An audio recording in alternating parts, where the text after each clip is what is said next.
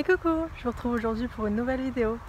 J'ai plusieurs choses à vous montrer et on va également faire une petite séance avec Gitana selon les recommandations vétérinaires. Et également ce soir Gitana elle a une séance d'ostéo. Comme vous le savez si vous nous suivez, elle a une boiterie qui perdure depuis 3 semaines. Elle a vu le veto la semaine dernière, qu'il a manipulé la boiterie, elle allait beaucoup mieux. Maintenant c'est plus une raideur et on va essayer de remettre tout ça en place avec l'ostéo et quelques jours de repos et les exercices recommandés par le vétérinaire. Là ce qu'on va faire c'est que j'ai un joli truc à vous montrer, un truc qui est nouveau, qu'on avait déjà mis en place il y a quelques semaines mais qui s'était craché et donc là on a tout refait au neuf. Suspense, suspense. Attention, 3, 2, 1. Tadam! Voilà, le nouvel abri tunnel pour les chevaux est enfin en place. J'espère qu'on m'entend bien avec le vent. Je sens qu'il y a du vent. Je suis trop contente, trop contente. On va aller le voir. Voilà, c'est un abri tunnel qui fait un peu plus de 6 mètres par 3. Je vais rentrer à l'intérieur, en plus comme ça je vais être protégée du vent. Vous allez sûrement mieux m'entendre. C'est un petit morph. Ça te plaît? Ouais mon loulou. T'aimes bien? T'es content? Il y a 1 mois et demi, 2 mois, on en avait déjà installé un premier. On a galéré toute une journée avec des potes et mon copain pour l'installer. Ça a été épuisant. Tout ça pour que le surlendemain, donc moins de 48 heures après, il regarde par la fenêtre et d'un coup il me gueule que l'abri s'est envolé en fait. Il y avait à peine, il y avait moins de 30 km/h de vent. Donc on y va, on court. En fait il s'était décroché là côté nord et il s'était retourné sur le flanc et effondré en fait. Je voulais qu'ils me remboursent, ils n'ont jamais voulu me rembourser, par contre ils m'ont proposé de me renvoyer toutes les pièces qui étaient cassées et à ce moment là il y avait un chantier à côté de chez moi qui était en train de se faire et donc ils donnaient de la terre avec du remblai, avec beaucoup de cailloux et donc j'en ai commandé en fait de la terre, on m'en a donné, on a fait livrer, là vous voyez voilà, le tas de gravats qui est là derrière. Les agriculteurs ils accrochent leur tente comme ça en fait, enfin leur serre de cette façon là. Donc je m'étais dit ok je vais faire pareil. Et donc on a fait ça il y a 3 jours, 4 jours avec un copain, ma mère et mon chéri. Il y a eu du vent. Il y a eu du vent depuis et ça n'a pas bougé d'un beignet. Mon copain hier il a encore ajouté de la terre et là pour l'instant ça tient en fait. On a consolidé encore plus la structure. Voilà, là il y a la terre. Moi je suis allée acheter des barres en acier qu'on a coupé en deux, qu'on a fixé dans le sol avec des boulons etc. Enfin on a vraiment fait un truc de dingue. Là même ma mère elle m'a dit et il faudrait une tornade pour le soulever. Ok, si ma mère elle dit ça, j'ai vraiment confiance dans le système et je suis trop contente. Il s'y frotte. C'est trop cool. Ça me fait trop plaisir. C'est dingue. Ouais. Alors c'est une structure faite pour les animaux. Hein, donc il n'y a pas d'endroit où ils peuvent se blesser. C'est vraiment étudié pour. Et même la structure, elle est pas trop rigide non plus en fait. Donc quand ils se frottent comme ça, eh ben c'est fait pour accepter la chose. Donc c'est trop bien, je suis trop contente, la bonne nouvelle du jour. Comme tous les jours on va nettoyer les bassines des troupeaux. Là il a pas mal plu donc j'ai pas besoin de leur remplir mais je vais quand même enlever toutes les feuilles et les petites branches qui ont pu tomber à l'intérieur.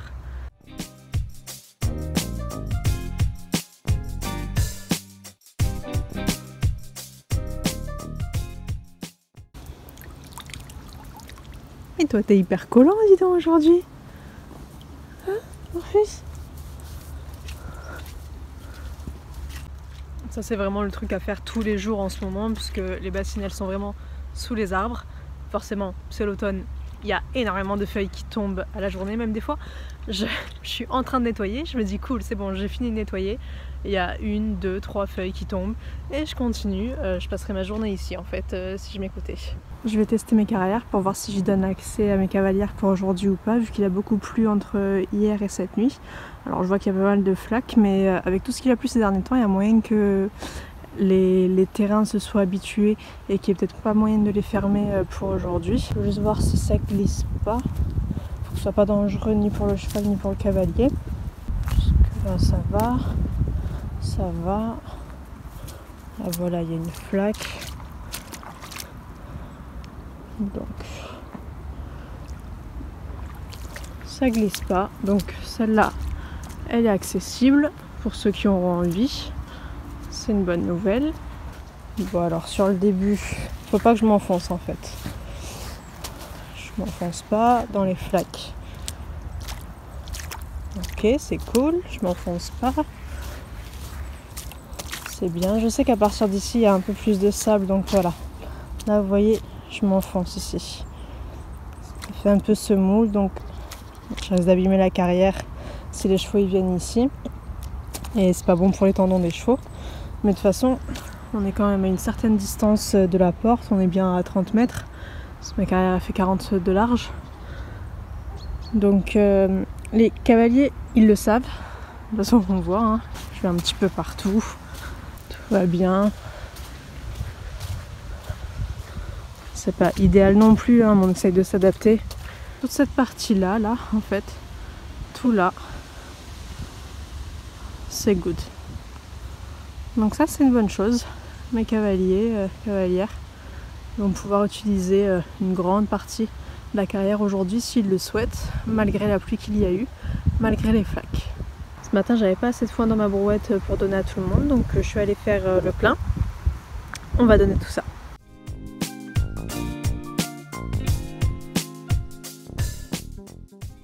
En fait, il me manquait juste pour Gitana et un pli pour Generoso. Donc voilà, c'est bon, c'est fait. On va ramener la brouette.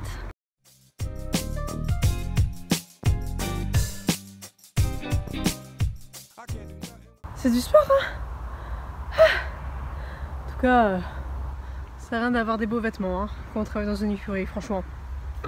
J'ai déjà essayé, ça ne sert à rien. Et encore moins en hiver. Vous pouvez noter. Voilà. Je me disais.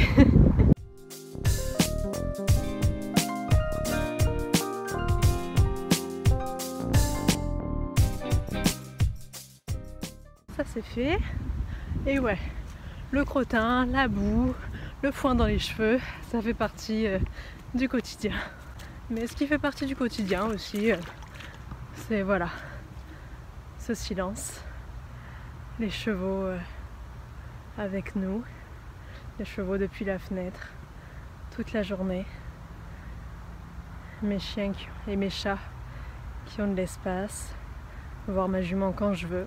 Et ça vaut tout l'or du monde. Elle est toujours pas câline, hein. Voilà, elle m'appelle, elle veut vraiment sortir, qu'on s'occupe d'elle, mais les caresses, non. Ah, j'ai appris à l'accepter. Hein. Ouais, j'arrive dans 2 minutes, chacha. Alors voilà, mon petit Jakir, il a un bobo à l'œil depuis 2 jours.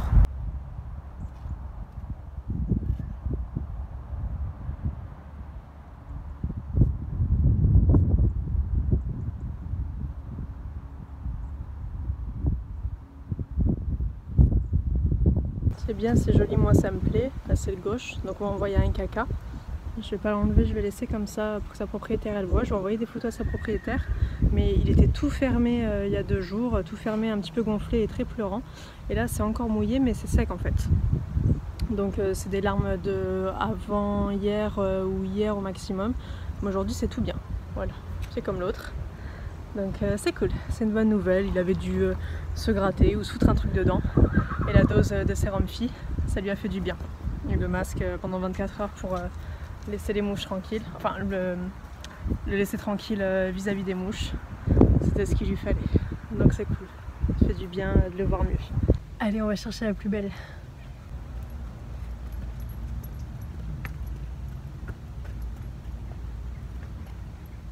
Alors je suis obligée de la sortir en caleçon parce que sinon elle est tellement excitée en ce moment, elle prend la main et il faut absolument qu'elle reste que au pas dans le calme. Donc pour éviter les débordements, éviter qu'elle se refasse mal et éviter de lui courir aux fesses pendant une demi-heure, elle sort que en caleçon en ce moment. Voilà, j'ai essayé de la sortir avec son licol ou même avec le licol étau. À un moment donné elle déborde, elle prend la main et j'ai pas envie de me prendre la tête.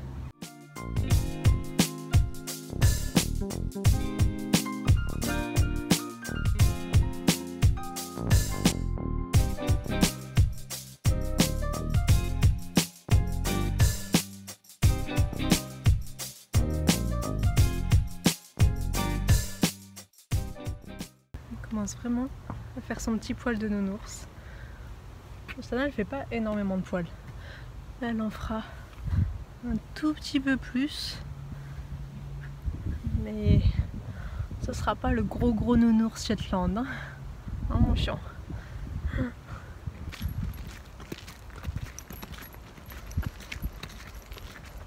C'est trop belle.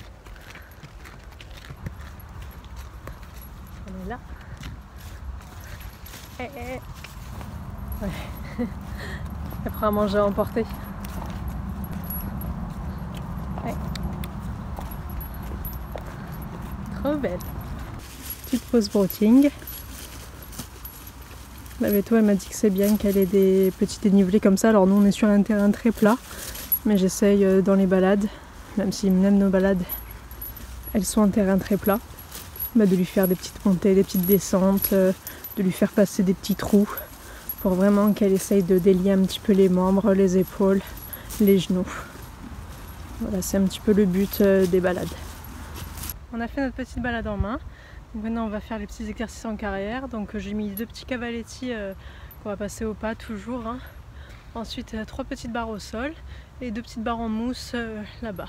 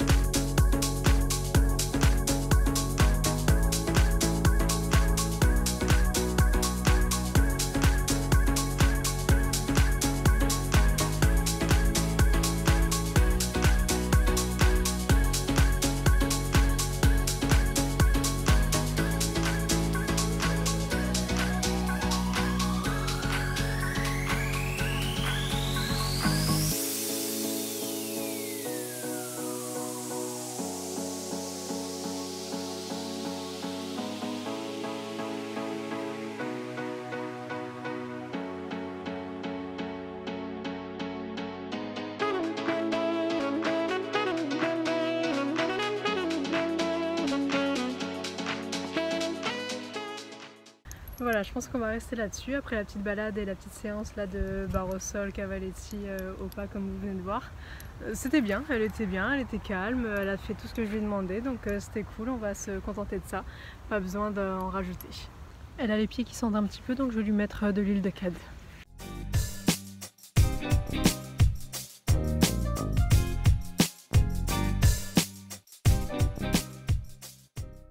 Voilà, l'huile de cad pour Chacha s'est posée. Je la laisse un petit peu ici le temps qu'elle soit au sec en fait, le temps que l'huile de cad prenne bien. Voilà manger. Profite bien. J'ai oublié, il y a tout mon barda aussi là-bas à ranger. Donc je vais aller ranger ça rapidement. Et comme ça après, je peux rentrer ma Chacha et donner à manger à tout le monde. Elle est toute sage. Elle est là-bas. Voilà. Elle comprend pas pourquoi je l'abandonne. Oui mon chon, j'arrive. Donne-moi 2 minutes.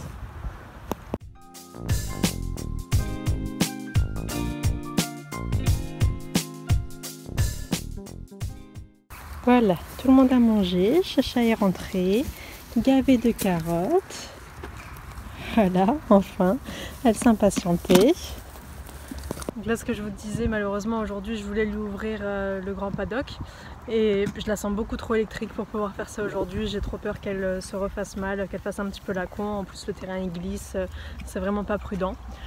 Si tout va bien, ce soir elle voit l'ostéo, on verra ce qu'elle dit, comment ça se passe, etc. Si j'y arrive, si je fais pas trop de nuit, si c'est pas trop compliqué, si la jument n'est pas intenable, si Marie, donc mon ostéo, s'en sort, je vous filmerai quelques images, mais c'est pas dit que j'y arrive. Je vais faire au mieux. En attente de l'ostéo, il est 19 h, donc nuit noire, mais ça n'a pas l'air de la perturber, hein. Elle broute. Elle se régale. Il fait pas trop froid donc ça va. Alors je vous prends voix off pour vous raconter un petit peu la séance avec l'ostéo. Alors on a évidemment commencé par faire marcher et trotter Gitana pour que l'ostéo la voie se déplacer. Ensuite elle a commencé à la manipuler un petit peu dans tous les sens pour voir comment elle se sentait, comment elle se tenait, etc. Gitana a été très sage, ça c'est une bonne nouvelle, elle s'est vraiment bien comportée alors qu'il faisait nuit, qu'il faisait frais, un petit peu de vent. Vraiment très fière d'elle, rien à dire pour son comportement. On a commencé à vraiment manipuler les antérieurs puisque c'est de là que venait le problème principalement. Et ensuite, Marie a commencé à faire une chose que j'avais jamais vue en fait, c'était de prendre l'antérieur, de le garder et de demander à la jument d'avancer, comme vous le voyez là sur ces images. Donc Gitana a eu beaucoup de mal à comprendre ce qu'on lui demandait. On a refait ça plusieurs fois pour le faire bien. Et ça en fait, ça servait à débloquer la première côte qui était bloquée chez Gitana. Elle a pu faire ça dans un faux mouvement, ce que m'a expliqué Marie. Et ça peut causer des grosses boiteries en fait, puisque ça peut faire des très grosses douleurs. Donc maintenant, donc ça c'est le diagnostic ostéo qui est tombé. Et maintenant on croise les doigts que ce soit ça qui l'a gênée jusqu'à présent, parce que maintenant elle a 3 jours de repos à compter de maintenant.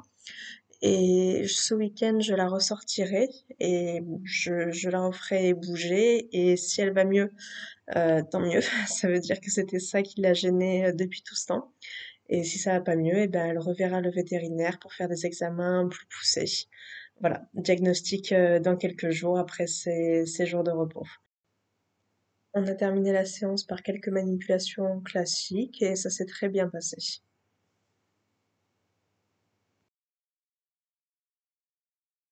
J'espère que ça vous a plu. Moi je vous laisse là-dessus et je vous dis à bientôt.